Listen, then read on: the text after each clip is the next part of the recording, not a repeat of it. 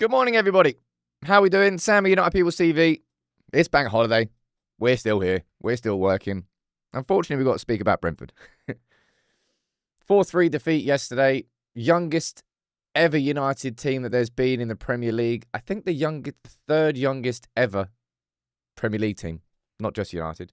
We're going to speak about Amass, Fredricson, Obi, Amorim's reaction. We're going to speak about Garnacho.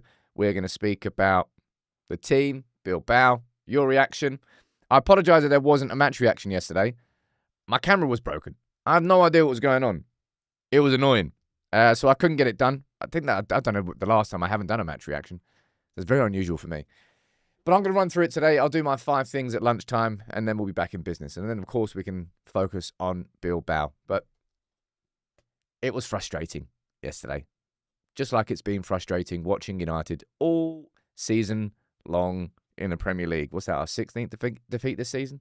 Stinky all round. Then we'll speak about Mbeumo. The Telegraph reporting that United are interested in a deal for him and maybe Cunha, or instead of Cunha. We'll run through that. Let me see who's here in the chat. As always, please fire any comments. I'll try and interact with as many of you as I possibly can. Carl, good morning to you. Alex, good morning to you as well. Josh, you'll be there. Stephanie, you're there as well. We've got Michael. We've got C-Bomb. We've got Mr. Anderson. John, good morning to you. Dorian, we've got Neville. We've got Johnny, Akash, JC, lots of regulars, lots of new faces. How are we doing? Breaking Trent Alexander-Arnold to leave Liverpool. Who cares? Fabrizio, giving it the here we go. Who cares? Anyway, let's speak about United. And before we speak about that game, Antony, something I have to credit yesterday, the fans, man.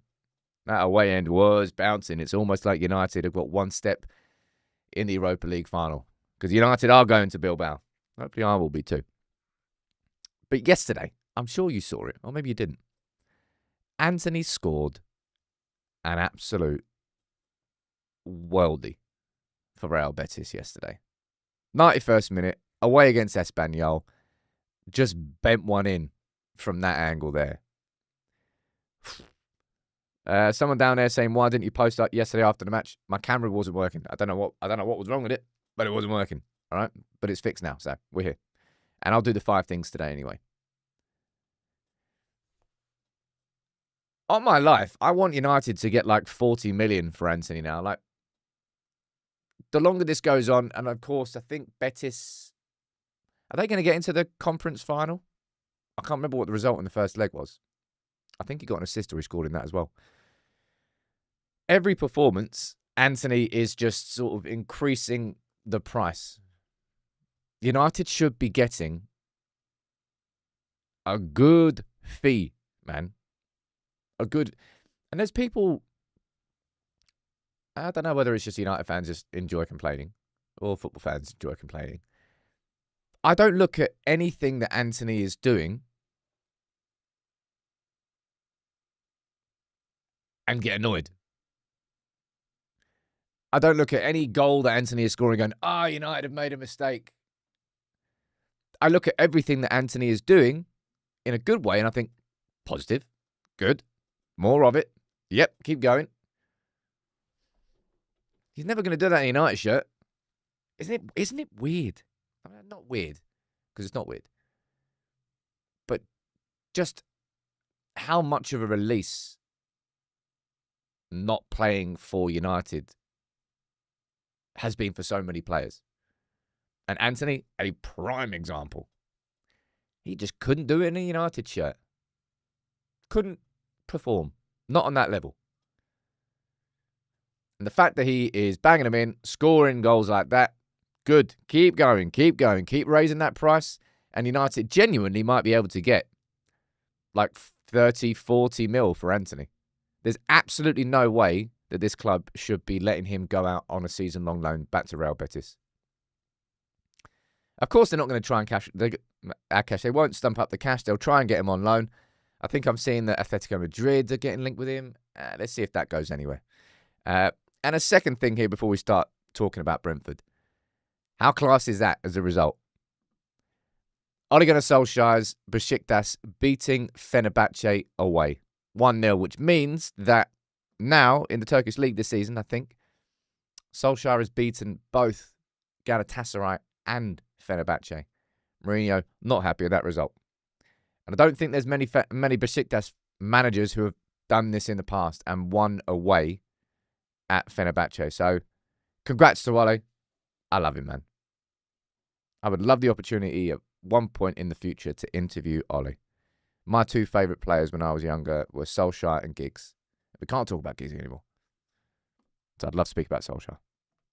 Anyway, I'm not speaking about Solskjaer. With Solskjaer. Big up to Ole. Right then, let's talk about it. See, look, I even had a thumbnail made yesterday. What's your thoughts on the game? My starting 11 wasn't too far off. I thought Fredricson would play. I thought Amass would play. I had Camerson down to make a debut, but maybe that would have been too many youngsters. And I had Obi in as the striker. And all three of those lads started. As I said at the start, all right,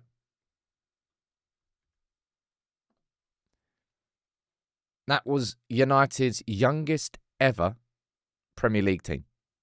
The third youngest team to have ever been put out in the Premier League. Right? Lots of changes. How many changes actually was it overall? Bayindir, Shaw, 2, 3, 4, 5, 6, 7. 7 or 8 changes? From Bilbao, was it 7 or 8 changes? I think so. Either way, Ruben decided to rest his players. And he made the right call. He absolutely made... You're all saying it's 8 changes down there. 8's a lot. He made the right call. Speaking after the game, Ruben Amorim was saying about the importance of the Europa League. We want to be competitive in all competitions, but we don't have the squad for it right now. And we just haven't been competitive at any point during, really, let's be honest, during this whole season in the Premier League. There's going to be isolated games where we have been competitive, sure. So what's your thought on the game? We'll speak about individuals, we'll speak about performances, but overall, I mean, it kind of went as expected, didn't it? If you make that many changes, if you play a team that young, you don't really expect to win. I think what I was disappointed with was kind of how we conceded. I wasn't surprised by how we conceded. It was just disappointing. Similar problems, not winning duels. We'll speak about Amass, we'll speak about Fredricson. Let me see what you're saying down here in the comments. Client, thank you very much for gifting 10 memberships, dude. Now, by the way, everybody, I think there might be an issue on Discord with the memberships being linked. And if there's any issue there, we'll try and get to the bottom of it. I haven't been able to sort it out today, but I saw that some people have been messaging about it. So fingers crossed we'll get that sorted. Desmond, you're not happy with Bayindir? I don't know when I said it, but United should be looking at replacing Onana. I think Bayindir will leave and Tom Heaton's retiring anyway. I think United could conceivably replace all three of our goalkeepers. Langaruni saying, good chance it was the smallest and the lightest United team too as well. Amorim did speak about that. Stephen saying, I was happy enough with how the team played. We deserve something from it. Kids got the minutes. So happy days. I wouldn't say it was happy days. We lost 4-3. All will be forgotten in the league if we win the Europa. You know, this is something I said in the podcast this morning, right? I know this sentence is going to be stupid, because it is. But ultimately, winning the Europa League will make this season a success. In the sense that we'll be playing Champions League football next season. And the absolute best that we could have hoped for in the league this season was qualifying for the Champions League next year. That would have made this season in the league a success. Right? I know it's a very, very roundabout way of doing it. Trust me. We might actually finish 17th. Do you know that? Oh! My God. Literally the only thing worse than that is relegation. We shouldn't forget how bad the league has been this season. Even if we win the Europa, well, it's impossible to forget how bad we've been in the league. Now, let's quickly, before we speak about the problems yesterday, I genuinely think there were some positives you can take from it and some conversation talking points going forward. I thought Garnacho played well. I thought the assist that Garnacho had for Mount's goal, I just want to point at and just keep pointing at and saying, can everybody just please do this more often? It's really frustrating how little United fire in early crosses. Because the goal itself was so simple. Ball dropped down to Menu, little clip ball over the top. Garnacho looks up, left foot, first time, whipped it in. Mason Mount gets his side foot on it, goal. Now, why can't he do that more often? Why is it that United's wider players always take the turn back and then look at the cutback? It's a simple goal, but anyway, it's simple when he do it right. And it was a good, more than good. Garnacho's goal was unreal as well. I did think 4-1, when it was 4-1, I did think 4-1 kind of flattered Brentford a little bit. I don't think we played as bad as a team that was losing 4-1. Quite a few of you talking about Shaw in the comments. I think Shaw's been pretty meh since he came back. I'll be totally honest. Don't think he's been awful, but he's just been meh. It's almost like he hasn't played football in a year. And you're saying, I don't think all will necessarily be forgotten in the league by Amorim. The Europa League gives the extra cash. Amorim has said this twice. But if you think we can't compete right now in the Premier League, what do you think we're going to do in the Champions League? Definitely the biggest positive from yesterday has to be Amass playing 45 minutes, much longer than I thought he would play. I think we had a conversation about it. I did not expect Amass to get 45 minutes, so it goes to show that he's fitter than maybe we all knew. And he scored, I wouldn't say it was a good goal. It was good movement from him, but the keeper absolutely should be saving that shot from Amass. It was directly at him. Did it take a little deflection? I can't remember. It might have had a little tiny nick. Went straight through his legs.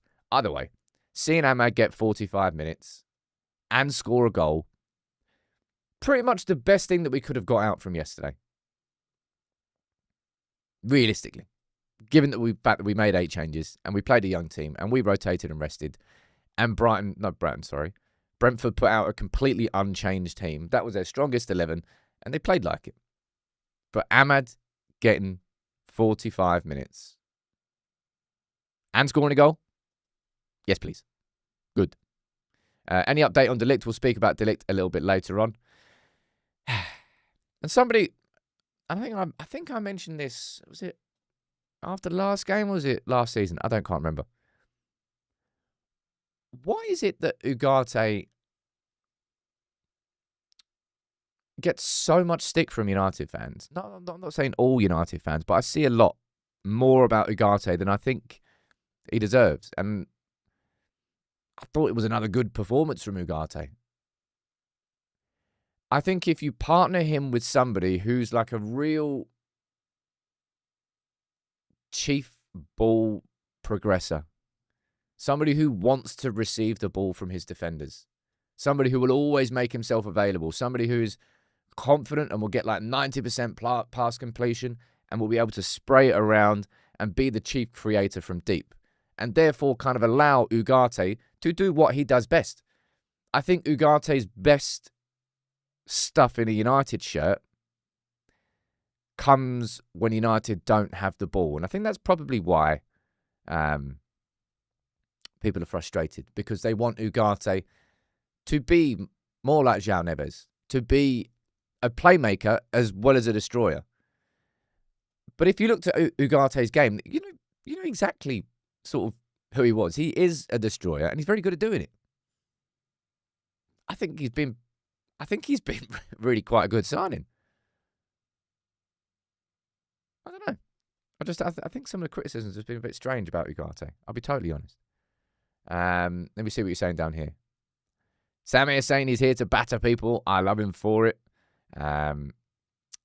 He's not technically appealing, says Jamie Dodger. Especially when we haven't got anyone progressing the ball, it makes him look worse. Yeah, I just think it's unreasonable to criticise Ugarte for a part of his game not being good enough when that was exactly who we signed. Like, you can't be too upset and angry at Ugarte for not being good enough at something that we already knew that he wasn't good enough at. But what he is good at, I think he's very good at.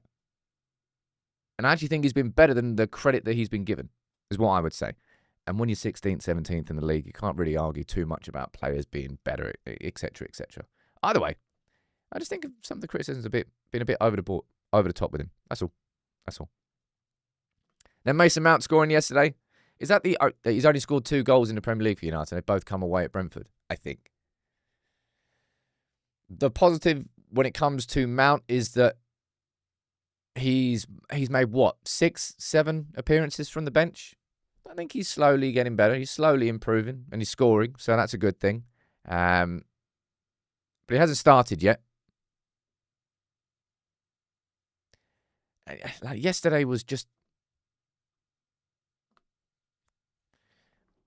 I've called every Premier League game that we've had around Europa League games an inconvenience. Because that's all they have been. They are in the way of the only games that matter for United. And I'll tell you what. It's how the players play as well. It's how United play. The league doesn't matter. And when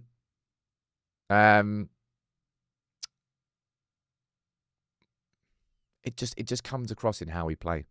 Versus how, of course, when you make 8 changes as well, United are going to play differently.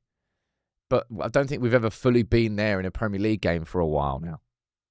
It's been an absolute write-off of a season. Like, do you remember finishing 8th last season? And how crap a season it was? We could finish 17th. And I'm laughing. It's not particularly funny. Winning the Europa.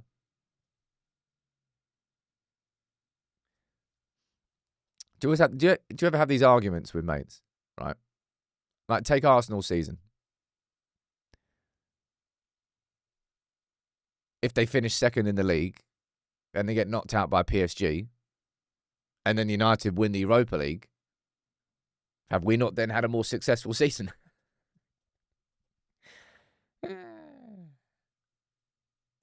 Mate, we better win the Europa League. I swear to God. We really, really should. Right, but let's speak about United's weaknesses in that game. Let's speak about the younger players, because I think it's worthy that we speak about Amass, Fredricson, and Chido individually. United's problems against Brentford, we've also had this season when it's not been the kids, when it has been our strongest team. United being weak from set pieces. United not winning duels. United being bullied. United not being strong enough. United not being physical enough. It's not exactly a problem that existed only yesterday against Brentford because we were playing younger players. It's existed all season. Really has. Winning the Europa and finding out without doubt he's not the right man, that makes this a good season. Who are you talking about? Ten Hag?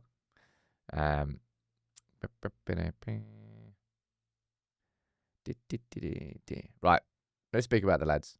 Because that was Amass and Fredrickson's second start, right? They both started against Bournemouth. It felt like Brentford targeted the young lads. I mean, as you should. If there's going... That's what sport is about. If you can gain an advantage, you have to take that advantage. And I think there was an advantage to be gained by targeting Amass and Fredrickson with the bigger team, the more physical and strong and dominant team that Brentford had. And it worked. Like that first goal that we conceded, the throw-on comes in, he gets headed out, Amass goes up for it, he loses out on the duel, gets deflected offshore, messy goal, bit ugly. Second goal. What was the second goal? It was when Delict went down injured. Header at the back post. Don't know. JW, I didn't do I'll say this for the last time. I didn't do a Brentford match reaction because my camera was broken. I don't know what was wrong with it. It's fixed now, so that's why I didn't do it. Let me see what else he's saying. Oh yeah, Amass's third start. Yep, he started against Newcastle. Let's see what else is down. What else he's saying down here? They had the towel. They're like prime Stoke. Surprised they weren't doing a little clap, little slow clap, building up to it. But yeah, I don't think.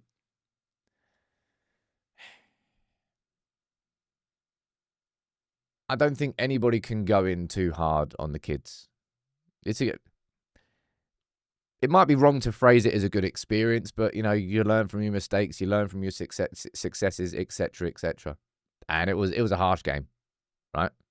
It was a hard game for them. I'd be more frustrated at Luke Shaw's performance than I would be about Amass or Fredricson, if I'm being totally honest.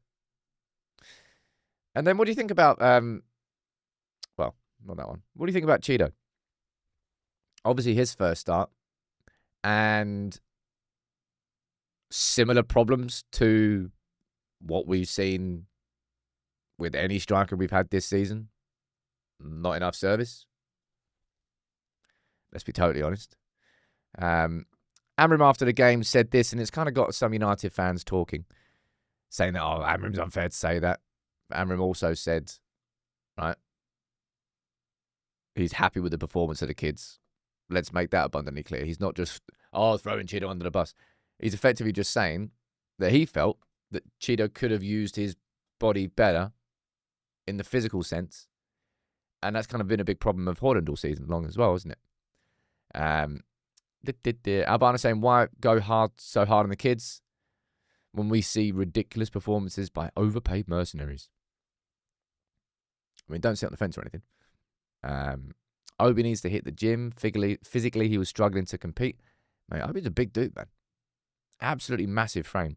And bear in mind that his whole career, to date, his whole youth career, he's had a massive physical dominance over all players around him.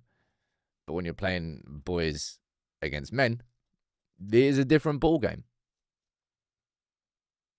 Antony, I agree on that one, right? I think anybody saying, that's interesting, it's not him throwing him under the bus, it's constructive criticism. Obi fought well all game, but a little bit naive in how he uses his body. And when you're naive, it's because you're young. It's because you've not done it before. It's because what you've learned from the youth levels doesn't necessarily apply to what happens in the Premier League. I agree it's constructive criticism. And look, the kids will learn from it, right? But I will say this until I'm blue in the face. Amorim was absolutely right to make those changes.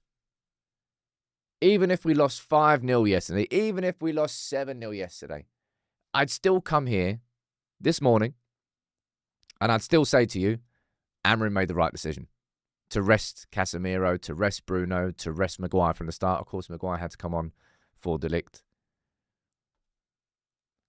But losing that game doesn't change the fact that I think Amorim made the right call. Because I guarantee you, imagine this. Imagine, right? Everyone started yesterday, put out a strong team because he wanted to take momentum into the Bilbao game. And then Casemiro pulls up holding his hamstring. Or Bruno pulls up holding his hamstring. Amorim would have got crucified. Even if we won the game 4-3 instead of losing the game 4-3 as a consequence of playing those. It don't matter, man. It doesn't matter.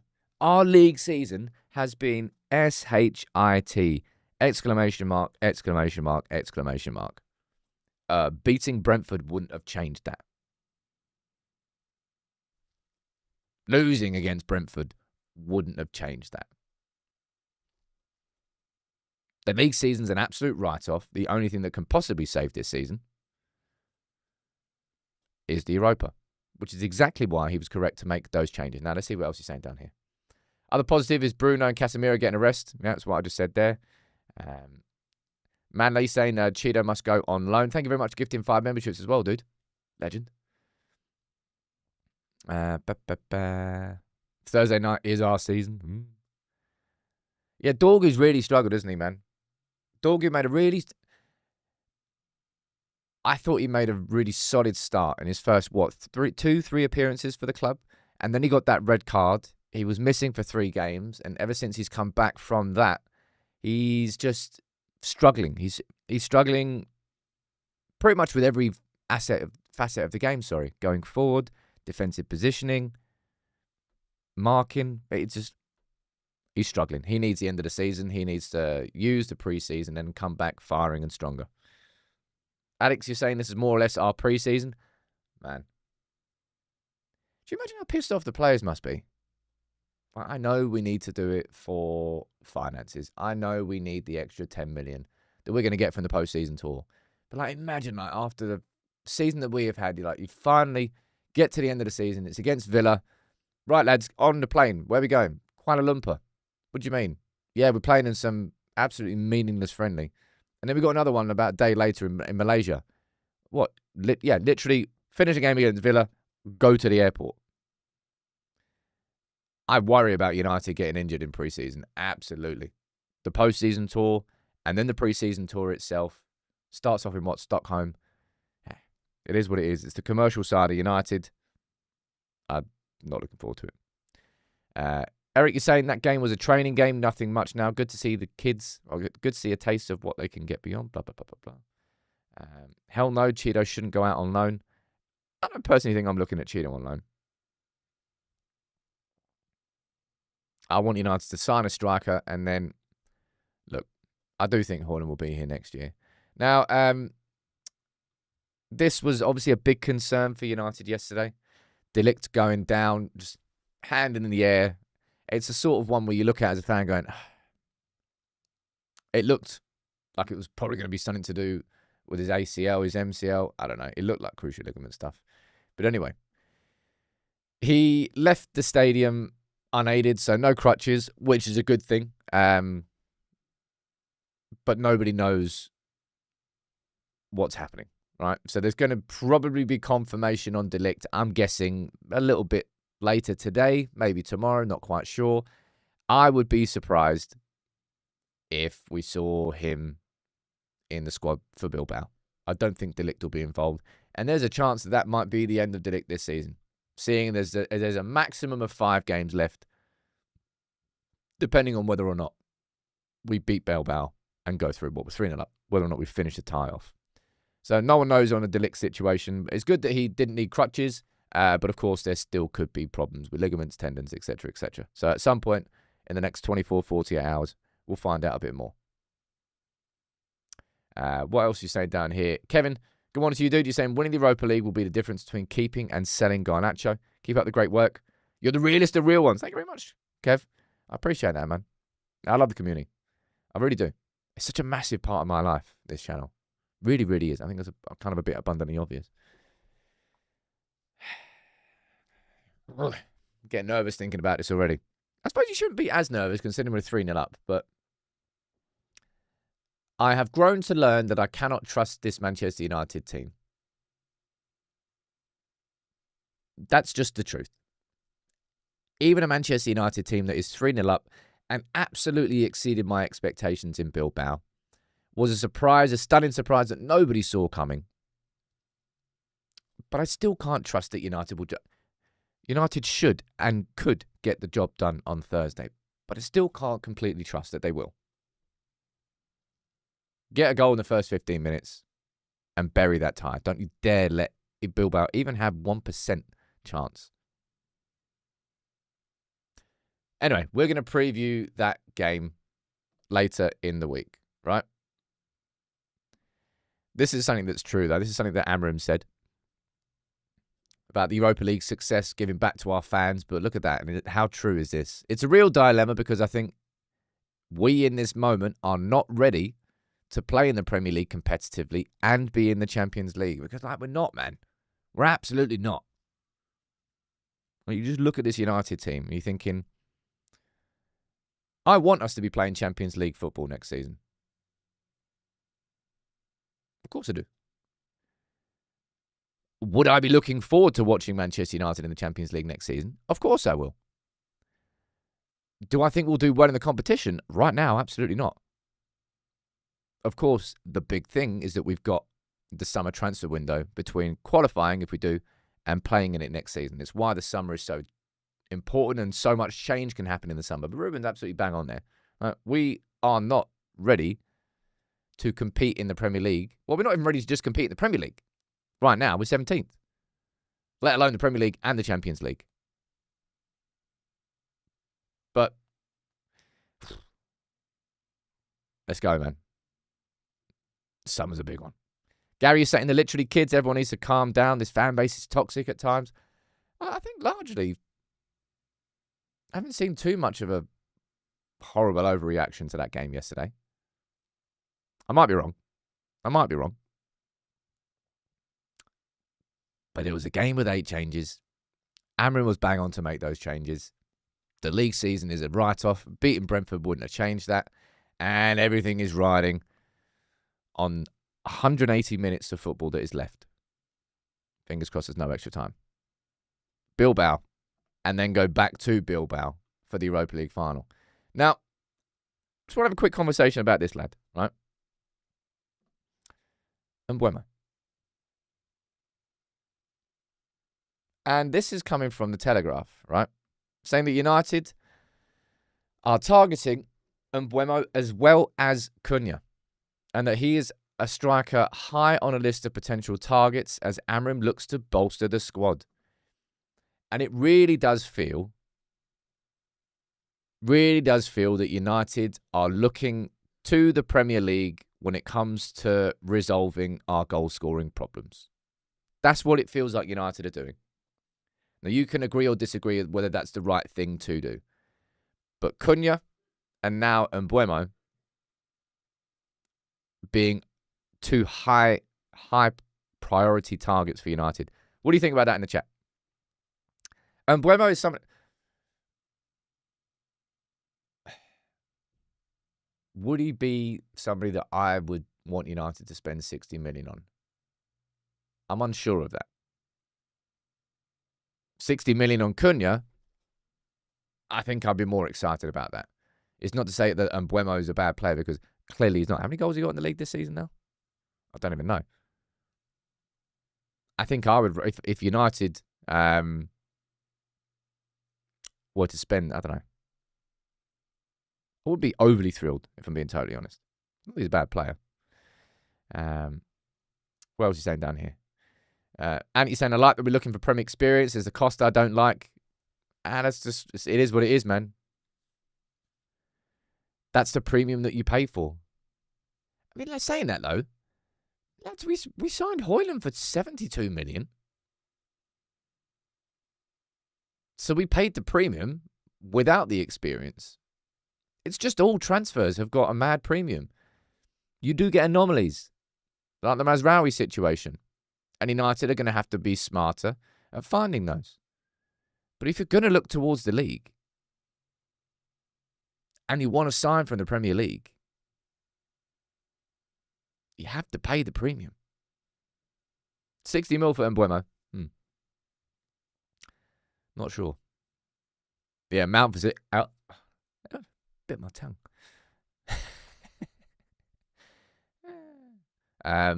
Yeah, Mount for 60 mil was a bit mad as well. Someone's saying Cunha over Mbeumo. If I was to choose, I would choose Cunha. 18 league goals, you're saying he scored this season.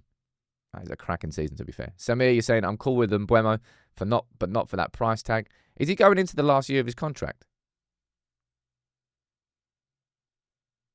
Don't quite know. Anyway, it's one to watch. All right, let's see if Mbeumo is indeed somebody that... It's that line that gets me there. Mbeumo and Cunha.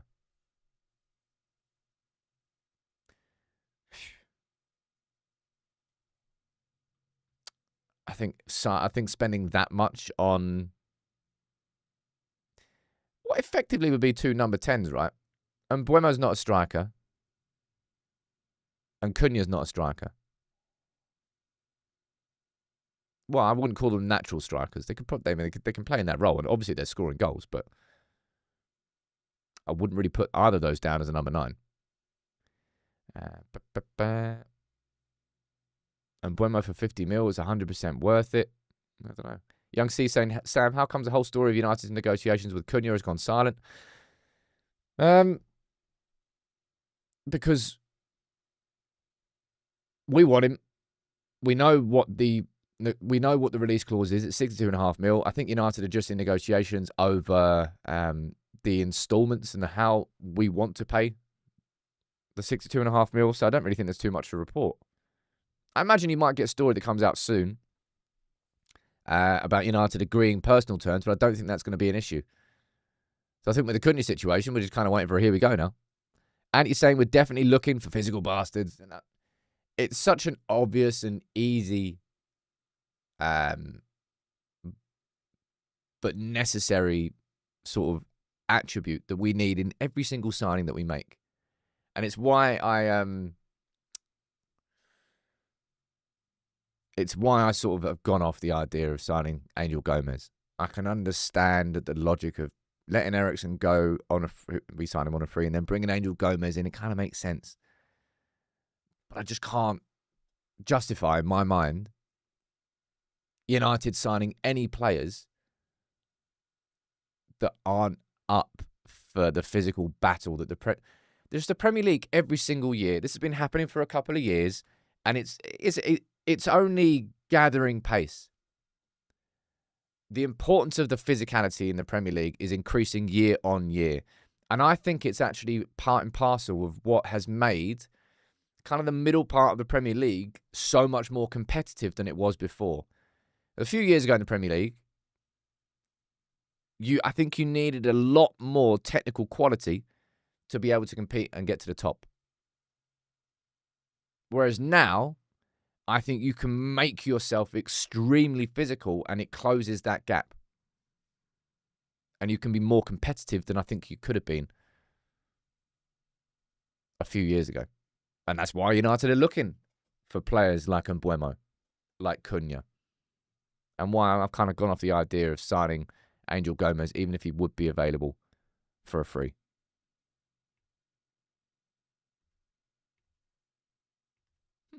This is my thoughts.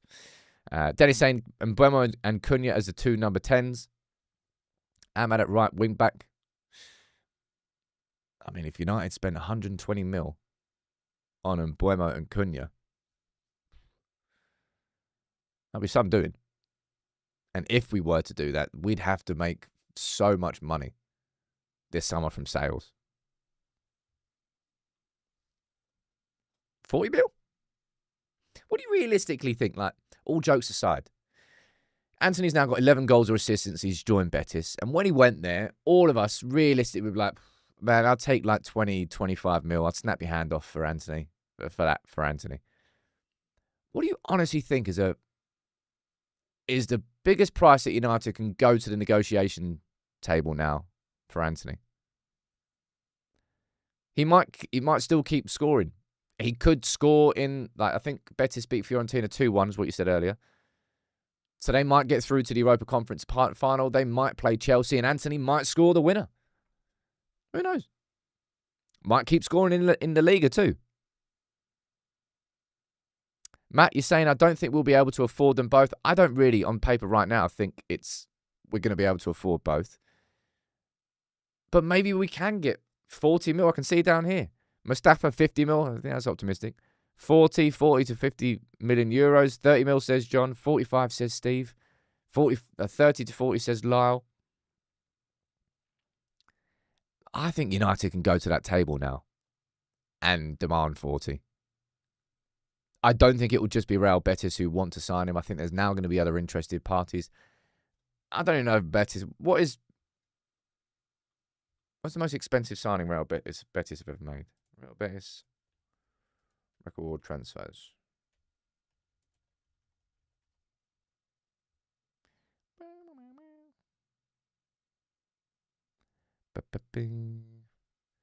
Does the website work?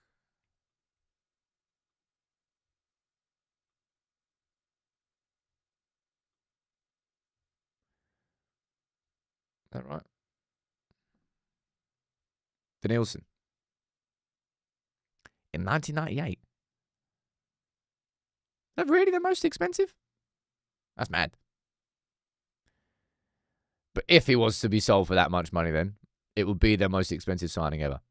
Sammy saying, do you think Mbeumo is a good player? But I have to say, not really a player to get me off my seat. I'm here to be proven wrong. It's just more the fact that you pay for the Premier League premium, man. That's it. I think that's probably why people would be concerned about signing him. I'll do that. I can't really look at any player who scored 18 goals in the Premier League this season and go, oh, that would be a bad signing for United. Because how little we've scored. How's Malacia doing? Not sure, for being honest. I haven't really been looking at PSV. Yeah, I've seen that, Ant, as well. Quite a few whispers about Atletico being interested in Antony. I don't quite know. We'll find out. That's something that happened yesterday. Well, actually, something that's kind of happened over the weekend is... Let's have a little conversation about sporting directors. Because we've seen reports linking Jim Fraser, who was the former academy chief at Chelsea, with taking on a role at Manchester United, which kind of came as a bit of a surprise. I don't know what that means about Nick Cox. I don't think he's going anywhere, nor do I think he should be going anywhere. And then last night, this came out. Luis Campos, who of course is PSG's sporting director, I think he's currently negotiating a new deal with PSG, but after Dan Ashworth left, the question mark was, are United going to bring in a new sporting director? Or are United going to have Jason Wilcox, Omar Barada, and Chris Favell do the job between them? And as far as I've been concerned, is that they're going to just keep it within. And this sort of exploded yesterday, and I was like, okay, well, let's wait to see if anybody reputable follows up on that story. And this is what Fabrizio has said about it. Of Luis Campos. But we had links with Manchester United. I'm told that in this moment, Luis Campos is not negotiating with Manchester United. So, that died nice and quick, didn't it? Just really odd. I don't know where that came. Is that something that Luis Campos's agents... Do sporting directors have agents? I don't know. Do they need agents? I suppose the players need agents. Kind of sporting directors do. We'll seem a bit odd, though. Like a sporting director walking in for a job interview with an agent. Anyway. Fabrizio said there's absolutely no negotiation, so it might just be a little bit of something that's leaked to the press in order to allow him to negotiate better with PSG. I've no idea. But either way, Fabrizio has said there's absolutely nothing going on. So just leave it there. I imagine they must have some form of representation, right? Because they are doing multi-million-pound contracts. Either way, he won't be joining. Fun fact.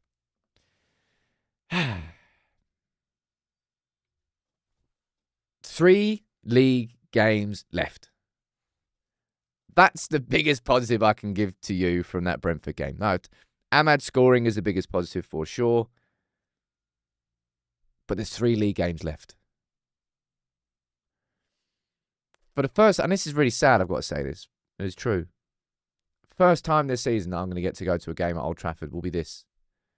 Because it's been such a busy season work-wise. And it's been too important for me to be here. But I'm going to the semi. I'm really looking forward to it. We've just been better in the Europa League. But even if honest, if we had played our strongest starting 11 there against Brentford, full team, I don't know whether the result would have been any different. Just being honest. I don't think that the kids were the problem. I don't think we lost because of the kids. Same issues that we've had all season long with our strongest team existed with the younger team. Same problems. So I think he was right to make those changes, right to rest the players, and 3 league games. So close to the end of it. Yeah, the match reaction will be delayed because I'm going. I don't know what time I'll be able to get it out. Probably have to go back to the hotel after. And that's a big reason. It's something that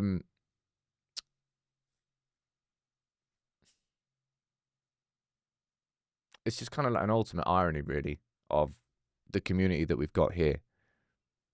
And it's something that maybe some people do understand. The way I like to describe it is this, right? Like the importance of getting your match reaction out as soon as possible after the game. If you were to watch Sky Sports and after the game, instead of the analysis starting straight after the game, you were told that you had to wait an hour and a half before you watched the post-match reaction, you'd probably be like, oh, well, I'll switch off now. I'll go watch something else. Can't bother. You lost my interest. That's what it is. That's kind of the same thing with the match reactions. Why you have to get them out so quickly, because you've got a very small space of time to get it out. Otherwise, people just switch off. Film it in the stadium. I don't think I will. We'll find out. Need a mobile studio. Just walk out the back. Little UPTV caravan. That'll be fun. Look, thank you all for tuning in on a bank holiday. I will get my lunchtime video out quite soon. Trent is going to Real Madrid. Shame. What a shame. They're going to be pissed losing him on a free transfer. Right. I'll get working on the lunchtime video now. Thank you all for tuning in. As always, thank you for your comments and your live chat. Please do drop a like on the video. JC, man, how you doing? Look at that. What a ledge. Gifting 20. Now, to everybody, as I said, if the memberships aren't quite working in Discord right now, I'll get those fixed. And I'm in the process, in the background, of really working to get that proper community leader in, because we need one. This community deserves one. Really, really does. But look, thank you all for tuning in. Have a cracking day. I'll be back here tomorrow as always. Take it easy.